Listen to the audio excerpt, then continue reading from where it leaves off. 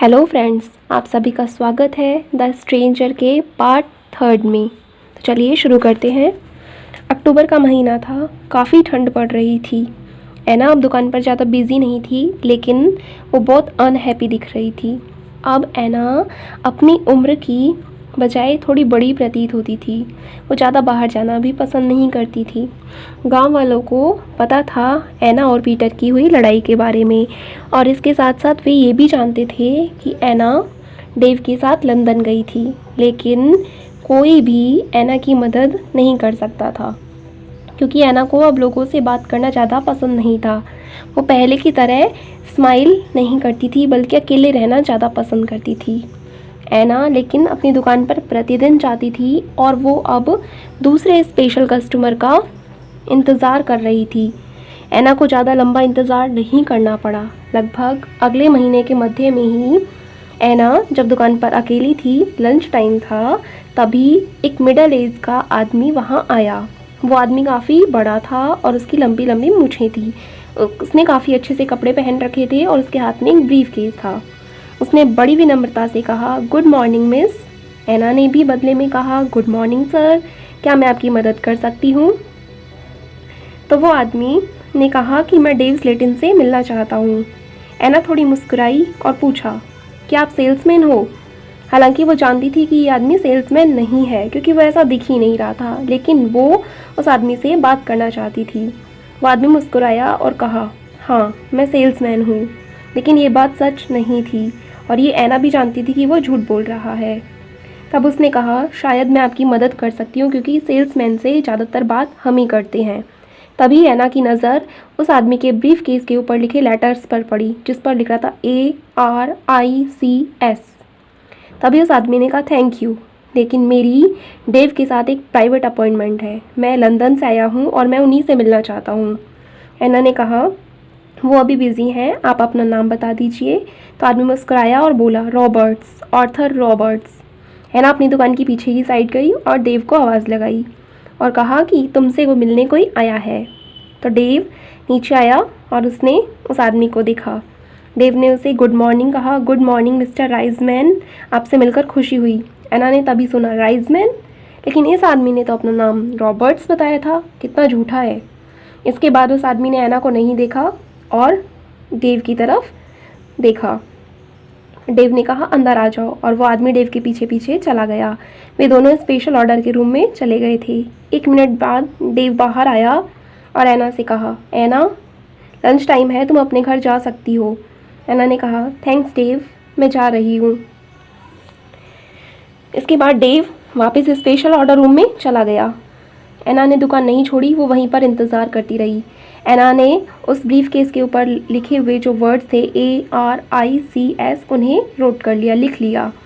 तो वो AR का मतलब तो समझ गई थी, आर्थर राइजमैन, लेकिन ICS का मतलब उसे समझ नहीं आ रहा था। लगभग 1:30 बजे के आसपास एना को आवाज़ सुनाई दी। मिस्टर राइजमैन जा रहे थे, लेकिन अभी वो दोनों बात ही कर रहे थे। डेव ने कहा, थैंक यू मिस्टर राइजमैन। मिस्टर राइजमैन ने भी उन्हें थैंक यू कहा और कहा, आपने मेरी बहुत मदद की, चलिए गुड बाय। डेव ने कहा कि मेरी असिस्टेंट जो दुकान पर नहीं है, तो आप अपना दरवाज़ा खोल के चले जाना। और इसके बाद डेव अपनी सीढ़ियों से ऊपर चला गया। मिस्टर राइजमैन दुकान के सामने आए तो एना वहीं दुकान में चुपचाप बैठी थी। तो मिस्टर राइजमैन ने कहा कि मैंने सोचा तुम घर चली गई हो। तो एना ने कहा, नहीं, आज मैंने लंच अपनी दुकान पर ही करने का सोचा था। इसके बाद एना और मिस्टर राइजमैन एक दूसरे को देख रहे थे। हालांकि वो दोनों एक दूसरे को पसंद नहीं कर रहे थे। तभी एना बोली, क्या आप दुकान से कुछ ब्रेड लेना चाहोगे मिस्टर रॉबर्ट्स? तो वो आदमी बहुत ज़ोर से बोला, रॉबर्ट्स नहीं, मेरा नाम राइजमैन है। एना मुस्कुराई, मुझे माफ़ कर दीजिए, क्या आप कुछ घर के बने हुए ब्रेड लेना चाहेंगे मिस्टर राइजमैन? तो मिस्टर राइजमैन ने कहा, हाँ ठीक है, पैक कर दो, मेरी बीवी को ये वैसे भी बहुत पसंद है। एना उन्हें देती है और कहती है कि तुम इसे अपने ब्रीफ केस में रख लो। मिस्टर राइजमैन कहते हैं, ब्रीफ केस? मेरे पास कोई ब्रीफ केस नहीं है। तो एना उससे कहती है, शायद तुम अंदर भूल गए हो। एना पीछे की साइड मुड़ती है, तभी वो आदमी आगे आकर एना का रास्ता रोकता है और उसका हाथ टाइट से पकड़ लेता है। तो वो कहते हैं कि मेरी बात सुनो, मुझे कोई ब्रीफ केस नहीं चाहिए। तो एना कहती है, ठीक है, लेकिन मेरा हाथ छोड़ दो। तभी वो आदमी उसका हाथ छोड़ता है और फटाफट से दुकान से बाहर चला जाता है, यहाँ तक कि वो अपने ब्रेड को भी नहीं लेकर जाता है। एना राइसमैन को जाते हुए देख रही होती है और उसका हाथ लगभग 5 मिनट बाद अभी भी दर्द हो रहा होता है। फिर एना किसी न्यूज़ के बारे में वेट कर रही होती है। उसे ग्रेटा गॉर्डन की याद आती है, वो फिल्म स्टार जो कॉर्नर शॉप पे विज़िट करने आई थी और कुछ ही दिनों बाद उसकी न्यूज़ उसे एक अखबार में मिली थी। इसके बाद माइक फैले जिसने भी उस शॉप पे विज़िट की थी और कुछ दिनों बाद टीवी पर उसकी न्यूज़ एना ने सुनी थी। मिस्टर राइसमैन जो कि अब कॉर्नर शॉप पर आए हैं, तो अब एना को इंतज़ार है किसी न्यूज़ का। ये तीनों ही स्पेशल कस्टमर्स थे, तीनों ही डेव से मिलने आए थे और तीनों का ही कोई स्पेशल ऑर्डर था जिसके लिए वो उस रूम में गए थे और तीनों कुछ ना कुछ अपने साथ जो चीज़ें लाए थे वो वहीं पर छोड़ गए थे। ग्रेटा गॉर्डन अपनी डायमंड रिंग्स छोड़ गई थी, माइक बैले अपना बैग छोड़ गया था और अब मिस्टर राइसमैन अपना ब्रीफ केस। एना उन स्पेशल कस्टमर्स के बारे में और जानना चाहती थी, तो वो मिस्टर राइसमैन के बारे में ही सोच रही थी, उस पर लिखे हुए वर्ड्स के बारे में, लेकिन उसे ICS का नाम समझ नहीं आ रहा था। तो उसने सोचा शायद ये मिस्टर राइसमैन की कोई कंपनी होगी। एना न्यूज़पेपर देखती है और मैगजीन्स देखती है, रेडियो सुनती है, TV भी देखती है, लेकिन उसे इसके बारे में कुछ भी पता नहीं चलता। तभी एना को एक आइडिया आता है। वो सोचती है क्यों ना मैं लंदन जाऊं और आर्थर राइसमैन को ढूंढूं। तो फ्राइडे को जल्दी सुबह ही वो एक नोट लिखकर दुकान पर रख देती है। डियर डेव, आज मैं दुकान पर नहीं आ सकती हूँ क्योंकि मैं लिडनी जा रही हूँ, मुझे अपनी शादी के लिए कुछ चीज़ें खरीदनी है। एना। ये बात सच नहीं होती, लेकिन एना को इसकी ज़रा भी केयर नहीं करती है। एना एक बस से लिडनी जाती है और उसके बाद एक ट्रेन से लंदन। वो लगभग दोपहर के समय में पैडिंगटन स्टेशन लंदन में उतर जाती है। वहाँ पर वो एक टेलीफोन बूथ के पास जाती है, लेकिन वो अभी काफ़ी भरा हुआ था, वहाँ काफ़ी भीड़ थी, तो एना को कुछ देर इंतज़ार करना पड़ता है। तभी एना को एक एडवर्टीज़मेंट में ICS दिखाई देता है। यही एना की प्रॉब्लम का सॉल्यूशन था और उस ICS का मीन्स था इंटरनेशनल कंप्यूटर सर्विस, जो कि मिस्टर राइसमैन की कंपनी थी। जल्दी ही फ़ोन बॉक्स खाली हो जाता है, तो एना एक नंबर डायल करती है 2228959। ICS, क्या हम आपकी मदद कर सकते हैं? एक औरत बोलती है। एना कहती है हाँ, मुझे मिस्टर राइसमैन से बात करनी है, मिस्टर आर्थर राइसमैन। मुझे लगता है कि वो शायद इस कंपनी में काम करते हैं। वो औरत हंसती है। वर्क? जी नहीं, वो यहाँ के वाइस चेयरमैन हैं। 1 मिनट रुको, मैं उसकी सेक्रेटरी से बात कराती हूँ। तभी फ़ोन पर दूसरी तरफ से एक औरत की आवाज़ आती है। मिस्टर राइसमैन सेक्रेटरी, क्या मैं आपकी मदद कर सकती हूँ? एना कहती है हाँ, मुझे मिस्टर राइसमैन से बात करनी है। तो वो पूछती है कि कौन बात कर रहा है? एना कहती है वो मुझे नहीं जानते हैं, लेकिन मैं उनसे बात करना चाहती हूँ। तो मिस सेक्रेटरी कहती हैं कि अभी तो वो मीटिंग में है और इसके बाद वो स्विट्ज़रलैंड की फ़्लाइट है उनकी, तो वो अभी आपसे बात नहीं कर सकते हैं। एना काफ़ी इंतज़ार करती है, बात करने की कोशिश करती है, लेकिन बात हो नहीं पाती है। तो एना उनसे कहती है ठीक है, मैं अगले हफ्ते दोबारा कॉल करूँगी, तब तक तो राइसमैन आ जाएंगे ना? तो सेक्रेटरी कहती है यस। इसके बाद वो फ़ोन रख देती है। एना को अब मिस्टर राइसमैन की उस कंपनी के बारे में पता चल चुका है, लेकिन वो इसके बारे में कुछ भी नहीं बोलती।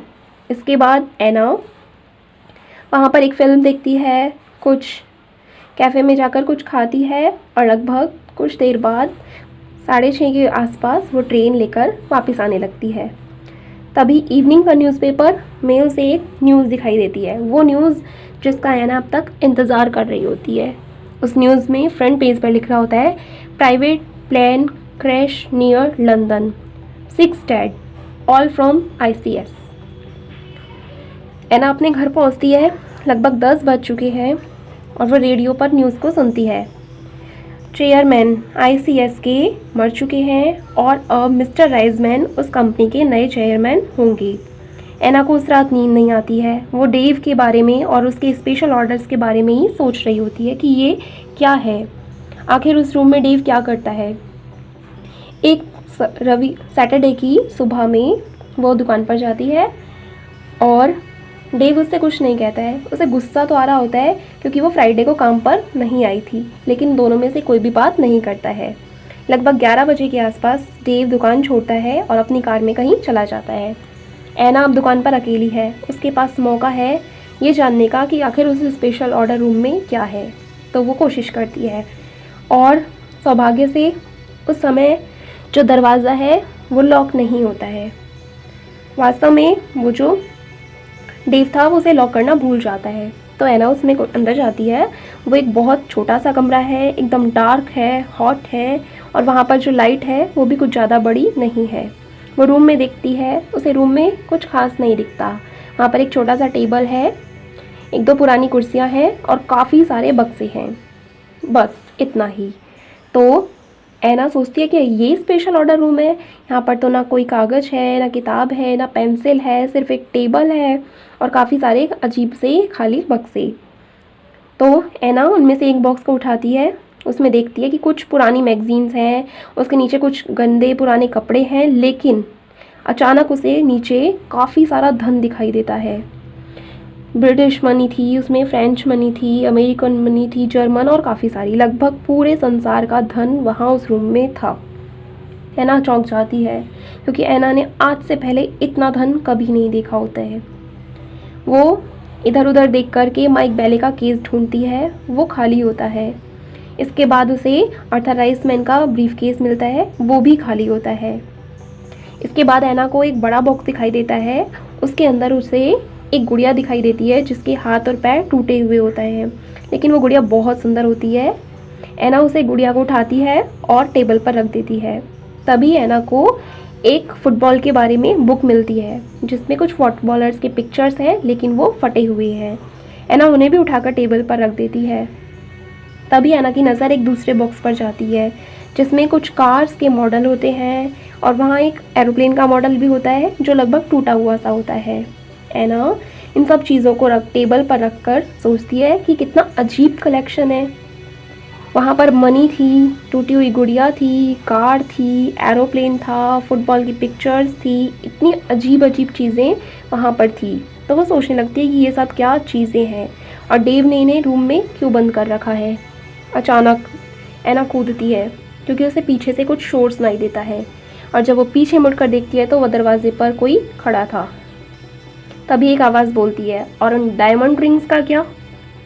ये आवाज़ उस डेव की है जो पीछे गेट पर खड़ा हंस रहा होता है। वो कहता है कि मैंने ये दरवाज़ा जानबूझकर छोड़ा था खुला, मैं चाहता था कि तुम इस रूम में आओ। एना डर जाती है, लेकिन वो अपने डर को अपने चेहरे पर नहीं आने देती।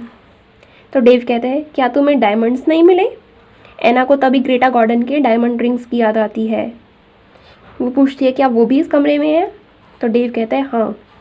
तभी वो कमरे में आता है, एक छोटा सा बॉक्स उठाता है और उसमें से रिंग्स निकाल करके टेबल पर फेंक देता है। तभी एना कहती है, ये तुम्हारी नहीं है, ये ग्रेटा गॉर्डन की है। तो डेव कहता है, नहीं, ये मेरी है क्योंकि उसने मुझे दी है। एना पूछते है, क्यों? आखिर ग्रेटा गॉर्डन ने ये डायमंड रिंग्स तुम्हें क्यों दी, और ये सारा धन, ये इतना धन तुम्हें किसने दिया? तो डेव कहता है, मेरे स्पेशल कस्टमर्स ने ये धन मुझे दिया है और अब ये मेरा है। मिस्टर बेले, मिस्टर राइजमैन, इन सब ने ये धन मुझे दिया है।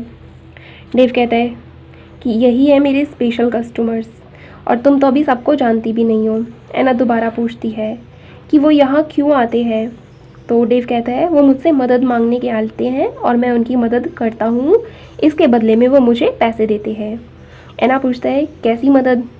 तभी डेव एक सुंदर सी गुड़िया जो टेबल पर थी, जिसका हाथ टूटा हुआ था, उसे उठाता है।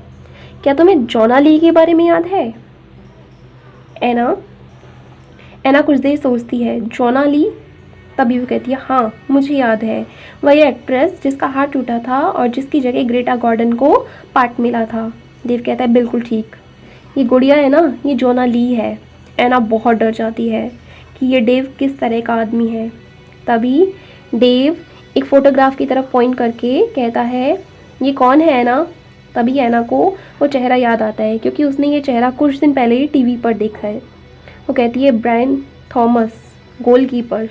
तो डेव कहता है, हाँ गोलकीपर।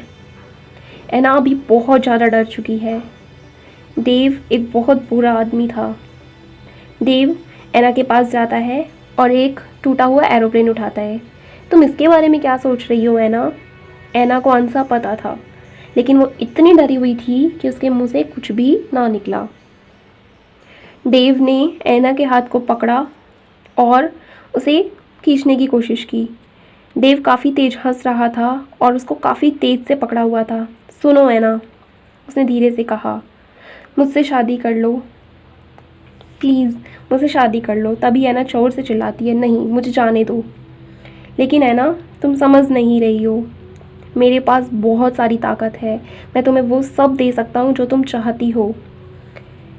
वह ऐना की तरफ देख रहा था और वो इस तरह से काफ़ी चीज़ें कहता जा रहा था कि मेरी ये सब शक्तियाँ मेरे बच्चों के पास होंगी, हम जो चाहे वो कर सकते हैं, मैं तुम्हें सब कुछ दे सकता हूँ, ये डायमंड ये मनी।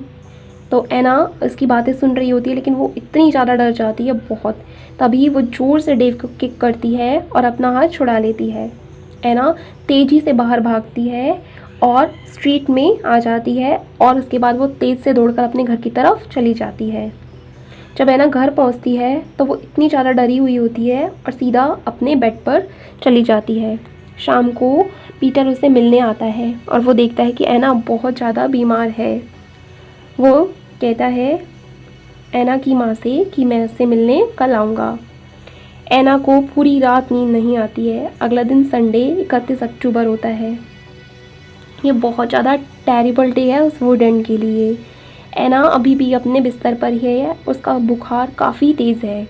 तब उसकी माँ डॉक्टर को बुलाती है।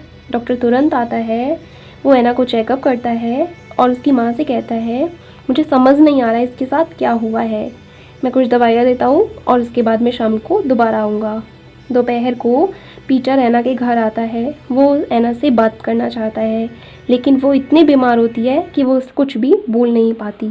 लगभग 7 बजे के आसपास पीटर को गली में कुछ आवाज़ें आती है। वो खिड़की से देखता है और बाहर जाता है।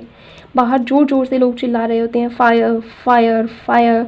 ये जो आग है वो उस कॉर्नर शॉप में लगी है। पीटर तेज़ी से ऐना के घर से दौड़ करके गली में चला जाता है।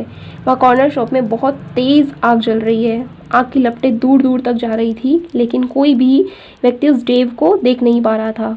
तभी मिस्टर हार्ट कहते हैं कि डेव की कार यहाँ है तो वो भी ज़रूर अंदर ही होगा। विलेजर्स उसे ढूंढने की कोशिश करते हैं। तभी वो उनको ऊपर खिड़की में दिखाई देता है खड़ा हुआ। वो हंस रहा होता है। तभी लोग चिल्ला रहे होते हैं, डेव कूद जाओ, जल्दी से कूद जाओ। लेकिन डेव वहाँ से हिलता ही नहीं है। तभी मिस्टर हार्ट उसे बचाने के लिए अंदर जाने की कोशिश करते हैं, लेकिन लोग उसे खींचकर वापस ले आते हैं। जो आग की लपटें हैं वो अब डेव तक पहुंच रही हैं और लोगों को डेव अभी भी हंसता हुआ ही दिख रहा था। ये अंतिम दिन था जब उस गांव के लोगों ने उस डेव को देखा था। कुछ ही देर में वो लपटें उसे पूरी तरह ढक देती हैं। कोई भी उसे बचा नहीं पाता है और उसके बाद वो उन्हें कभी भी दिखाई नहीं देता है। पीटर वापस ऐना के घर आता है। डॉक्टर और माँ बात कर रहे होते हैं। तभी एक चीख सुनाई देती है और वो तेज़ी से दौड़ते हैं ऐना के रूम की तरफ और देखते हैं कि ऐना वहाँ पर मर चुकी है। तो दोस्तों, ये थी द स्ट्रेंजर की story. I hope you like it. और अगर आपको ये पसंद आई है तो प्लीज़ इस चैनल को लाइक, शेयर और सब्सक्राइब कर दीजिएगा, ताकि आप इस तरह की आने वाली और स्टोरीज़ को सुन पाएँ। Thank you.